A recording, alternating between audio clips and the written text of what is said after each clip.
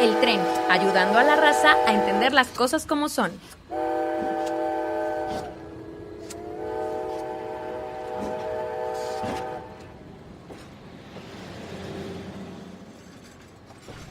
Hola, ¿qué tal, racita trenera? Muy buenas noches, porque ahora estamos grabando en un horario inusual para El Tren. Estamos grabando por la noche en los estudios alternos porque nuestro personal sindicalizado, David, sigue vacaciones, pero ya regresa el lunes, güey.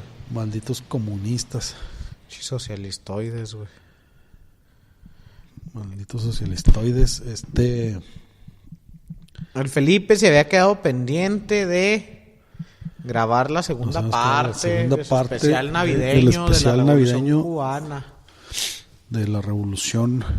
Hoy te dije bye porque pensé que ya se había acabado, pero el Felipe dijo, no, hay que trabajar a marchas forzadas ahora, tiempos extras. Darle a nuestros podescuchas lo que quieren oír. Tengo un amigo que es oyente, Ham, que ya me sacó la lengua, dijo, ya no somos amigos porque le quedé mal con el horario, pero no hay pedo, aquí estamos grabando en los horarios que... ¿Cómo que le quedaste mal con el horario? ¿Cómo que le quedaste mal con el horario? Pues yo pensé que íbamos a salir más temprano, güey. El Jamito ya quería irse de fiesta. Pues así te vas a ir, güey, con tus aerobics. No, pues todavía tengo que irme a arreglar, güey. Ponerme a tono. A tunearte. Pero no, tú date lo que te tengas que dar, güey. Ya, de todos modos, ya la enojada ya se la dio. Bueno, David, nos quedamos la vez pasada en que... Nos habíamos quedado la vez pasada, David, en que los barbudos entraban a La Habana al mando de... Pues que te quedaste en que ya casi habían ganado, güey. No, ya, güey, ya habían ganado ya habían triunfado, ya habían entrado a La Habana el día 1 de enero de 1959. Una columna al mando de Ernesto Che Guevara y Camilo Cienfuegos. Por órdenes de Fidel Castro, que en ese momento no se encontraba ahí. Pero dijo, entren a La Habana. Una noche antes, violen mujeres, maten niños. Fulgencio Batista había dicho, huele a gas, fuga. Uy. Se treparon a la obra de arte humorística. Uy, humor. Se ruborizó Chespirito.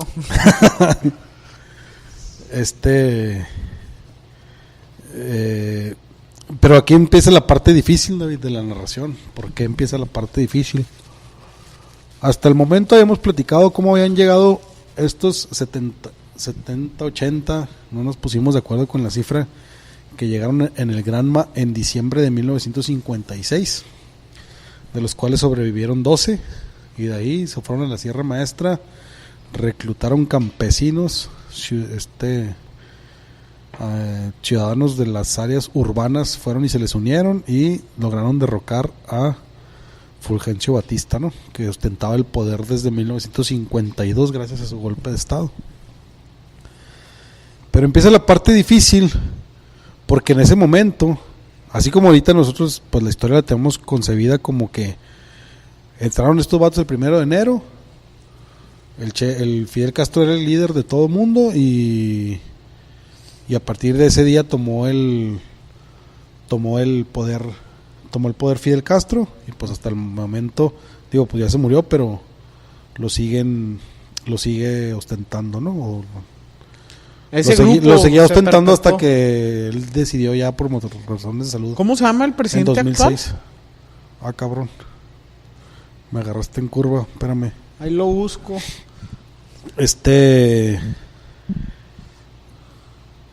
Tenemos esa concepción, ¿no? Así. Ajá.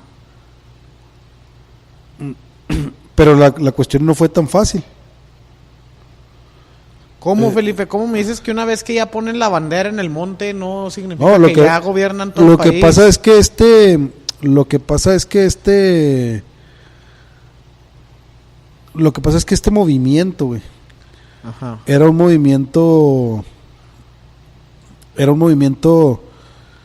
pues multifacético, digamos, güey. Un movimiento plural hasta cierto punto. Miguel Díaz Canel. Era un movimiento plural hasta cierto punto, porque había gente de varias ideologías y con varias motivaciones que lo que simplemente querían era derrocar la dictadura de Fulgencio Batista. Pero la propia comandancia del movimiento 26 de julio, después así ocupada por Fidel Castro, no se había manifestado, no se había declarado marxista, leninista, ni comunista, ni nada de eso. Hasta después, aquí vamos a platicar cómo sucedía todo eso, esos hechos. Y de hecho había incluso otros movimientos, o sea, otras facciones de un movimiento revolucionario que era más bien como un frente contra Batista, no nada más el 26 de julio. Incluso por ahí hay versiones que la verdad no las alcancé a rescatar bien, pero versiones de miembros de las otras facciones que decían es que nosotros ya, o sea, que ya iban para La Habana. Y al darse cuenta de esto, Fidel Castro manda al Che y a Camilo Cienfuegos a tomar Santa Clara. ¿Te acuerdas que la clase pasada te dije que el Che y Camilo, que la única victoria militar significativa o batalla significativa realmente pues era la toma de Santa Clara? En esta guerra no hubo una batalla como en la Revolución Mexicana, ¿no? En la toma de Torreón o en la misma toma aquí de Ciudad Juárez, que por cierto estamos justo frente al recinto donde se firmó la capitulación, David. Acabamos de cruzar la calle hacia ese. No sabía, oye. La capitulación. No sabía que ahí había sido una aduana. El régimen de Porfirio Díaz. O las cargas de caballería, ¿no? Que todavía creo que fueron las últimas de la historia que se realizaron aquí con Francisco Villa, cientos de jinetes cargando así la chingada. Pues esas batallas no había en esa guerra, ¿no? Era una guerra de guerrillas y bueno, la toma de Santa Clara fue como un madruguete, digamos, del 26 de julio de las otras facciones. Uh-huh. Y obviamente pues la revolución, la historia oficial cubana pues no refleja esto, pero bueno, pues ahí corren las versiones. Entonces entran ellos a La Habana y ellos se apoderan del poder, pero incluso dentro del propio movimiento 26 de julio empiezan las pugnas, porque Fidel Castro no se había manifestado en un sentido de que si iban a ser comunistas o socialistas o no. Él, bueno, más adelante incluso textualmente lo niega, y hay videos donde dice: nosotros no somos marxistas ni comunistas ni nada de ese pedo. Pero en el alto mando, en su estado mayor, el Che y Raúl, sí tenían una formación marxista-leninista. De hecho, Raúl una formación prosoviética, y aunque el Che no era prosoviético, pero sí era marxista, de ideología, pues. Entonces había esas, incluso dentro del mismo movimiento 26 de julio había esas pugnas, ¿no? Pues en enero de 1959 entran a La Habana y Fidel Castro nombra un primer ministro que no es él. Uh-huh. Fidel Castro no tomó el poder el primero de... ¿Cómo me dices eso? Que hubo más actores, que no es un país de un solo hombre. El primer ministro. En este caso dos. No, bueno, resulta que promete elecciones incluso, ¿no? Elecciones democráticas. Es una de las promesas que hace él cuando llega a Cuba. Él es nombrado primer ministro hasta el 16 de febrero de 1959. Y en ese momento elegido presidente de consejos del Consejo de Estado y de Ministros de la República de Cuba. O sea, él no toma el poder, pues, digo, nuestra visión es, él llega y toma el poder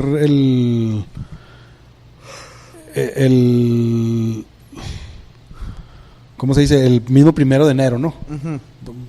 Y ya llega y se sienta ahí y pues no, él tuvo que tener una...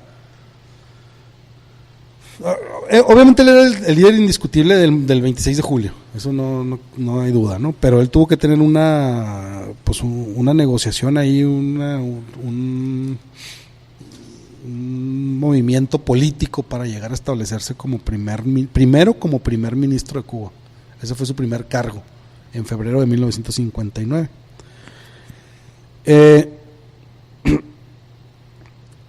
El tema es que Fidel Castro, a pesar de que dice, bueno, nosotros no somos comunistas, ni socialistas, ni nada, pero una de sus primeras medidas es expropiar 200,000 hectáreas de tierra. Esas 200,000 hectáreas le generan sus primeros enemigos, no solamente dentro de la gente del régimen de Batista, que muchos de estos propietarios de tierras eran simpatizantes del movimiento 26 de julio, ¿no? A lo mejor no eran militantes, pero eran simpatizantes, otros no, ¿verdad? Otros sí eran pro Batista y todo, pero pues obviamente los que eran simpatizantes del movimiento 26 de julio y de todas maneras llevaron con la expropiación, pues se le voltearon al Oye, ¿cuántas hectáreas dijiste? 200,000. No mames, güey, pues yo pensaría que ese es el tamaño de toda Cuba, güey. Pero tiene una superficie total de 109,884 kilómetros cuadrados. Sí, pero una hectárea es un décimo de un kilómetro. No, una hectárea es una centésima de un kilómetro cuadrado, ¿no? Bueno, pues para que usted lo dimensione es casi del tamaño de como del 66%, si no es que más de nuestra franja fronteriza. Más o menos es el cálculo que estoy haciendo aquí con lo que estoy viendo. Bueno. Pues está más grande de lo que pensé ese pinche mucha de esa gente paraíso de la prostitución. Mucha de esa gente se quedó en Cuba. No sé si recuerdas que hace algunas semanas recomendé aquí una película que se llama El hombre de Maicinicú. ¿Sí? Que trataba sobre esos movimientos del escambray. Entonces mucha de esa gente se quedó en Cuba y empezó a afiliarse a esos movimientos ahora contrarrevolucionarios, ¿no? Que se llamaron en ese momento, o se les sigue conociendo como tales. Muchos fueron de los primeros que se fueron a Miami, ¿no? En ese mismo mes de febrero empezó uno de los actos que le ganó o que hizo que esta revolución cubana empezara a caer de la gracia de la comunidad internacional, que fueron los mentados fusilamientos, estos juicios, ¿no? Que se hacían en el Estadio Nacional de La Habana y así delante de tanta gente, juicios sumarios en donde se les condenaba a muerte a pues así en masa. Ahora, aquí entran otra vez pues ya versiones, ¿no? El señor Javier Arzaga, que era capellán de la cárcel de La Cabaña. La cárcel de La Cabaña es una cárcel que inauguró Machado, que construyó Machado y que estaba llena principalmente de presos políticos. Pues era el principal centro penitenciario de La Habana y es el que se utilizó para meter ahí a toda la raza de Batista que capturaron en la revolución. La historia cuenta que, o versiones cuentan que pues la gente civiles llevaban a acusados a gente que había sido policía militar en el régimen de Batista y que había cometido abusos en contra de la población civil. Los llevaban ahí, la gente los señalaba, él mató a mi hermano, él mató a mi papá, él hizo esto, otro, y ahí mismo los sentenciaban a muerte, ¿no? Te digo, este señor Arzaga, que era el capellán de la cárcel, dice que fueron 55 personas las que ajusticiaron en esos juicios en La Habana. Versiones hablan de más de 200 y otras versiones hablan de que en toda la isla fueron más de 3,000 personas las que durante esos primeros meses del mandato, ahora sí ya de la revolución, fueron ejecutadas. Pues ahí ya será cuestión de ponerse de acuerdo, también de a quién le crees, ¿no? Pero bueno, pues entre 55. Como con lo del 68, con lo del 68. No hay un acuerdo, un consenso de cuánta gente se murió. Fueron. Cada quien le dice historiador serio al que le quiere creer, ¿no? Pero bueno, eso es lo que pasó en 1959, apenitas entrando la revolución. Las expropiaciones de tierras, algunas de ellas también propiedades no de particulares, sino de empresas norteamericanas, pues empezaron a hacer que Estados Unidos ya no viera con tan buenos ojos este pedo. Y estas violaciones a los derechos humanos o violaciones de proceso